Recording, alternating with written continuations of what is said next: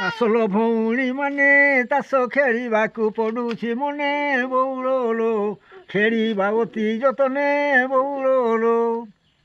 ଆନ ଜଣେ କହେ ଭାଇ ତାସ ଖେଳ ତ ମୁଁ ଜାଣଇ ନାହିଁ ବଉଲୋ ବତାଇ ଦେବୁ କି ତୁହି ବଉଲୋ ଆଉ ଜଣେ କହେ ସଖୀ କହିଦେବି ମନେ ରଖିବୁ ତୁ କି ବଉଲୋ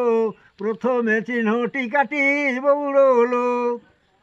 ଦୁଆ ଦୁଇ ଜଣ ଜାଣ ପ୍ରକୃତି ପୁରୁଷ ଜୀବ ପରମ ବଉଲୋ ଅର୍ଦ୍ଧମାତ୍ରା ବିନ୍ଦୁ ନାମ ବଉଲୋ ତିନୋଟି ତିନି କି ତିନା ବ୍ରହ୍ମା ବିଷ୍ଣୁ ଶିବ ତ୍ରିବୀଜ ସିନା ବଉଲୋ ଆଗରୁ କରିଥା ଚିହ୍ନା ବଉଲୋ ଚୌକା ଚାରି ଦୁଆର ସିଦ୍ଧିରସ୍ତୁ ଏହି ଚାରି ଅକ୍ଷର ବଉଲୋ ଶଶ ବଦର ଜପର ବଉଲୋ ପାଞ୍ଚକୁ ଜାଣିଲେ ତୁହି ପାଞ୍ଚ ମନ ଯିବେ ଏକ ତ ହୋଇ ବଉଲୋ ପଞ୍ଚ ଆତ୍ମା ପରା ଏହି ବଉଲୋ ଛକା ଗୋଟି କର ସାର ଷଡ଼ ଚକ୍ର ଭେଦି ମାରୁଛି ସ୍ୱର ବଉଲୋ ସାଧ ଗୋମୂଳ ଦୁଆର ବଉଲୋ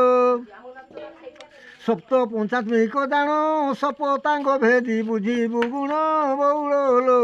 ଥିଲେ ପରା ସଦ ଜ୍ଞାନ ବଉଲୋ ଅଠା ଗୋବନା ଆଠକୁ ନବଦା ଭକ୍ତିରେ ଭେଟିବୁ ତାଙ୍କୁ ବଉଲୋ ଗଲେ ଏ ଦଶ ଦିଗକୁ ବଉଲୋ ଏକାଦଶ ଇନ୍ଦ୍ରି ସାର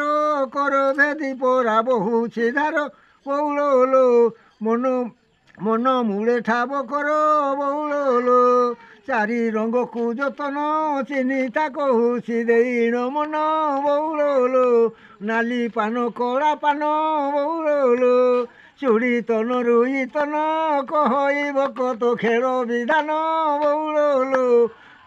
ନାଲି ପାନ କଳା ପାନ ବଉଲୋ ଏ ଖେଳ ଜାଣିଲେ ତୁହି ଜଗତ ଯାକରେ ହାରିବୁ ନାହିଁ ବଉଲୋ ଉଦୟନାଥ ବାବା କହି ବଉଲୋ ନାରାୟଣ ଗୁରୁ ସ୍ୱାମୀ ଏଇ ହେଲା ତାସ ଖେଳ ପ୍ରକୃତ ତାସ ଖେଳ କେଉଁଠୁ ବାହାରିଲା ବାବା ଆଜି ଦେଖ ଏଇ ତାସ ଖେଳ ଚାଲିଛି ତିନିଟି ଝିଅ ତାସ ଖେଳୁଛ ରାମ